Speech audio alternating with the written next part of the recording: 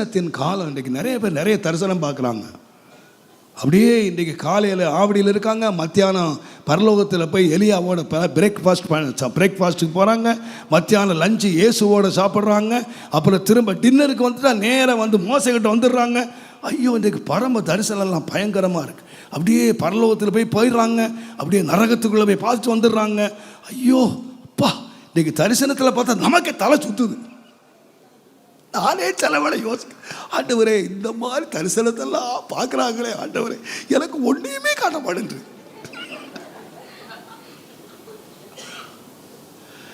இன்னைக்கு தரிசனத்தில் என்னென்ன பார்க்குறான் ஐயா. செங்கல்ல 10,000 விற்க தரிசனம் கிடைக்குது, துணியை விற்கிறதுக்கு தரிசனம் கிடைக்கும். எல்லாம் எனக்கு ஒரு தரிசனம் கிடைக்க மாட்டாது. எனக்கு இந்த வசனம் தவிர வேற ஒன்றும் கிடைக்க மாட்டேங்குது. ராத்திரி பகலும் முட்டி போது நான் வசனம் தான் தராரு ஆண்டவர், ஒரு தரிசனம் கொடுக்க மாட்டேன்றாரு.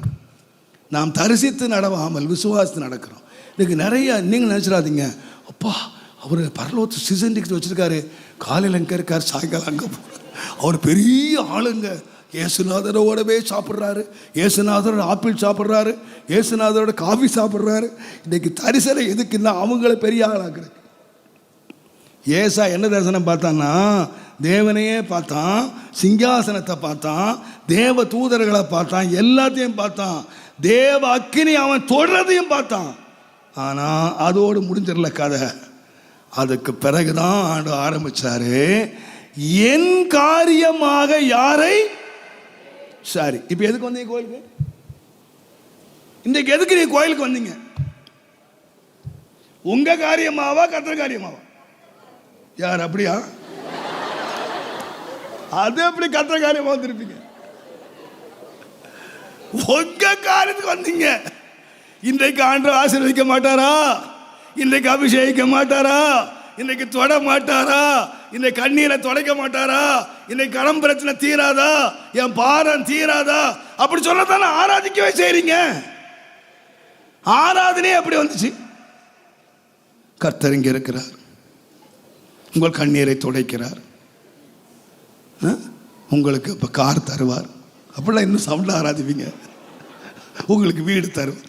உங்கள் ஆசீர்வாதமாக சொல்ல சொல்ல உங்கள் ஆராதனை சவுண்டு.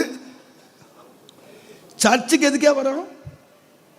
நம்ம காரியமாக வரும், நம்ம ஆசீர்வாதத்துக்காக, நம்ம சுகத்துக்காக, நம்ம பலனுக்காக, நம்ம பரலோகம் போகிறதுக்காக. யாருமே கர்த்தருடைய காரியத்துக்கு வரல. ஆனால் தரிசனத்தை கண்ட ஒரு மனுஷங்கிட்ட ஆண்டவர் கேட்டார், என் காரியமாக யாருப்பா போவா? அடுத்த வாரம் கோயிலுக்கு வர மாட்டீங்க. ஆண்டவருக்கு என்ன வேணும்னு தெரியுமா? நாம் நினச்சிக்கிட்டே இருக்கோம், என் காரியம் நடக்கணும், என் காரியம் நடக்கணும். என் பிள்ளை பாஸ் பண்ணிட்டான்னா 1000 ரூபா காணிக்க, ஃபெயில் ஆகிட்டாலும் என்ன நடக்கும் தெரியாது. இன்னைக்கு சிலர் எழுதுறாங்க, பொருத்தனை பண்ணி ஜெபியுங்கள், உங்களுக்கு காரியம் நடக்கும்.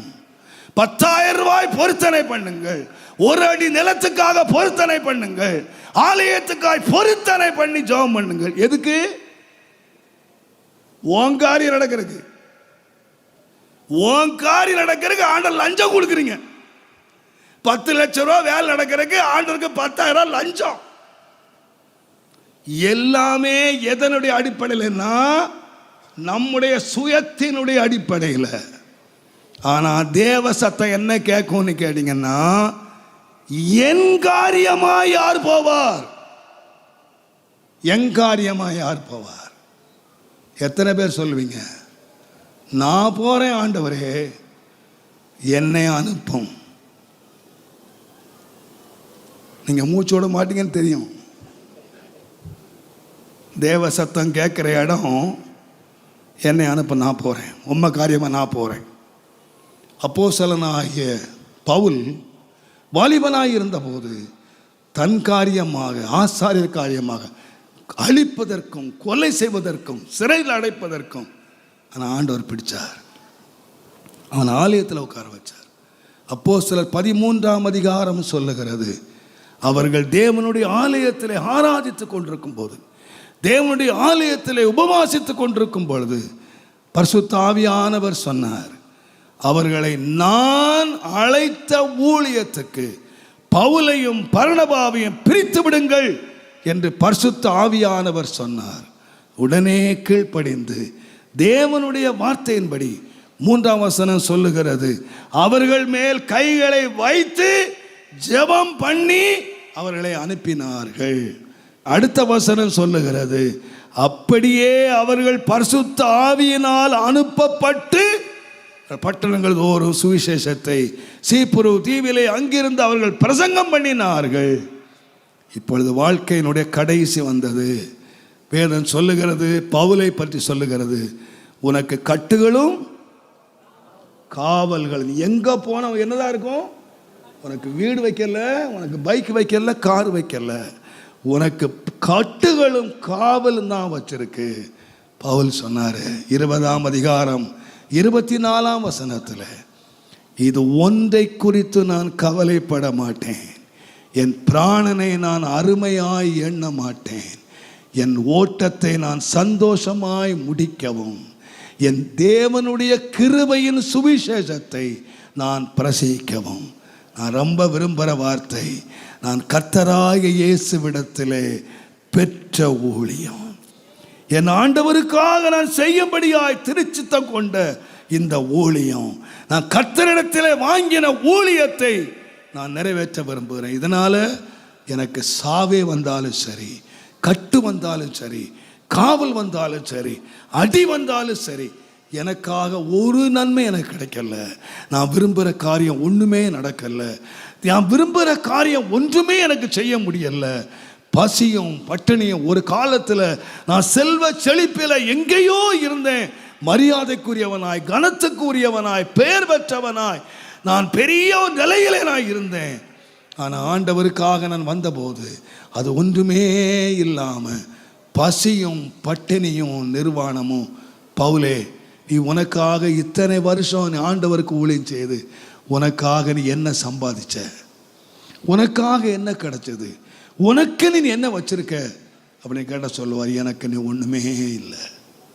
நான் யாருக்காக வந்தேன்னா கர்த்தருக்காக. கர்த்தருக்காக. ஏன் காரியமா எத்தனை பேர் போவீங்க? பிரதர், உங்கள் காரியம் நடக்கணும்னு நீங்கள் ஆண்டவரை கடைசி வரைக்கும் தேடிட்டு உங்கள் மூச்சு விடும் பொழுதும் உங்கள் காரியத்தையே கேட்டு நீ மறிக்க போகிறீங்களா? இல்லை, கண்களை மூடுவதற்கு முன்பதாக நான் கர்த்தருடைய காரியமாக எதையாய் நான் செய்யணும், கர்த்தருக்காக நான் என்ன செய்தேன்?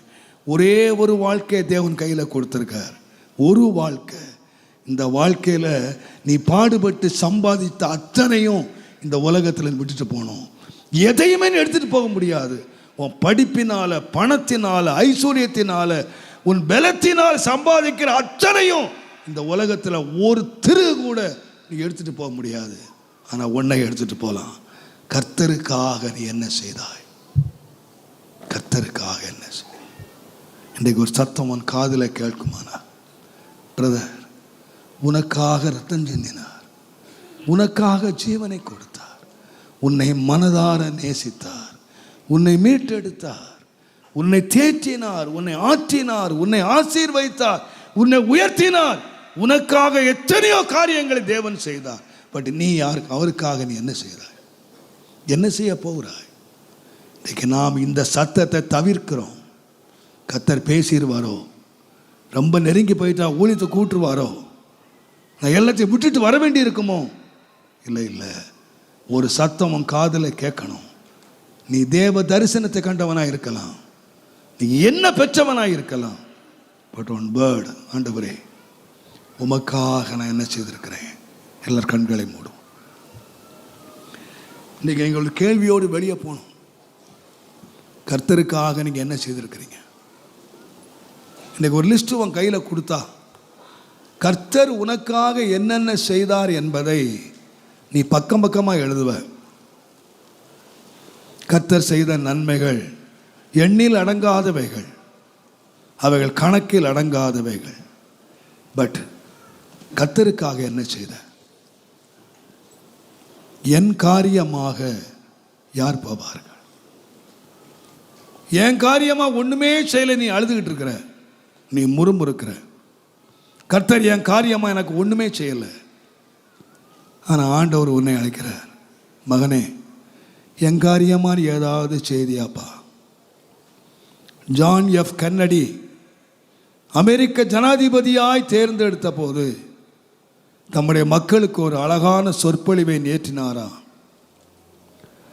நான் அமெரிக்க ஜனாதிபதியாக நான் தேர்ந்தெடுக்கப்பட்டால் நான் உங்களுக்கு நிறைய காரியங்களை செய்வேன் என்று வாக்குறுதி அளித்திருக்கிறேன். என்னது ஏராளமான எதிர்பார்ப்போடு என்னை ஜனாதிபதியாய் தேர்ந்தெடுத்திருக்கிறீர்கள். இந்த தேசம் உங்களுக்கு ஏராளமானதை செய்ய வேண்டும் என்ற எதிர்பார்ப்போடு எனக்கு ஓட்டளித்திருக்கிறீர்கள். அந்த நிலையிலே தான் நான் ஜனாதிபதியாய் தேர்ந்தெடுக்கப்பட்டிருக்கிறேன். ஆனால் ஜனாதிபதியாகிய நான் உங்களை பார்த்து ஒரு கேள்வி கேட்கிறேன். தேசம் உனக்கு என்ன செய்யும் என்று கேட்கிறதை விட்டுவிட்டு நீ தேசத்துக்காய் என்ன செய்தாய், செய்ய போகிறாய் என்பதை சிந்தித்து விடுவாயானால் நம்முடைய தேசம் செழிப்படைந்து விடும். கர்த்தர் எனக்கு என்ன செய்தார் என்பதை காட்டிலும் கர்த்தருக்காக நான் என்ன செய்தேன், கர்த்தருடைய காரியமாக நான் என்ன செய்தேன், எவ்வளவு நேரத்தை கர்த்தருடைய காரியமாய் நான் செலவு பண்ணினேன். வாலிபனே, கன்னிகையே, பெரியோரே, சிறியோரே, உங்களை பார்த்து ஒரு கேள்வி கேளுங்கள். இன்னைக்கு ஒரு சத்தம் துணி கேட்டோம், என்னுடைய காரியமாக யார் போவார்கள், யாரை நான் அனுப்புவேன்? நீ சொல்ல முடியுமா? என்னை அனுப்பும் கர்த்தாவே, என்னை அனுப்பும், என்னை அனுப்பும். அன்றைக்கு பவுலை அனுப்பினது போல, அன்றைக்கு அப்போஸ் அனுப்பினது போல என்னை அனுப்பும். எங்கே இருந்தால் நான் போவேன். ஓநாய்களுக்குள்ளே நான் போவேன், சர்ப்பங்களுக்குள்ளே நான் போவேன், என் ஜீவனை இழக்க வேண்டியதால் போவேன். உமக்காக வாழுகிற வாழ்க்கையை நான் செய்வேன்.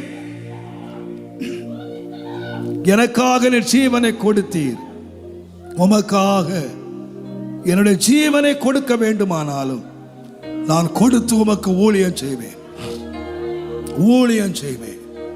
உம்முடைய காரியமாக நான் உழைப்பேன், உம்முடைய காரியமாக நான் பிரயாசப்படுவேன். என் பணத்தினாலும் பொருளினாலும் சரீரத்தினாலும் உமக்காக நான் வாழுவேன். ஆண்டவரே, எல்லாரும் முழங்கால் படிட்டு என்னோடு ஆண்டவர் பேசணும், என்னோடு பேசணும், என்னோடு ஆண்டவர் பேசணும். ஓ ராமா சந்தலபரா தலக்கமாவுரி ஓ கமவபதலபரா தல. ஆண்டவரே, இத்தனை வருஷம் எனக்காகவே நான் உம்மை தேடிட்டேன், என் நன்மைக்காகவே நான் தேடிட்டேன், என்னுடைய ஆசை இச்சைகளை நிறைவேற்றவே நான் தேடிட்டேன், என்னுடைய ஆசீர்வாதத்துக்காகவே தேடிட்டேன். என் தொழில் விருத்தி அடையணும், என் வீடு விருத்தி அடையணும், என் குடும்பம் விருத்தி அடையணும், என் நன்மைக்காகவே உம்மை தேடிட்டேன். ஆனா இன்றைக்கு என் செவியை நான் திறந்து சொல்றேன், உமது காரியமாக நான் செயல்பட விரும்புகிறேன். லார்ட், என்னை முற்றிலுமாய் அர்ப்பணிக்கிறேன். பேசோ பேசோ ஜெபம் செய்யும் போது ஆண்டவா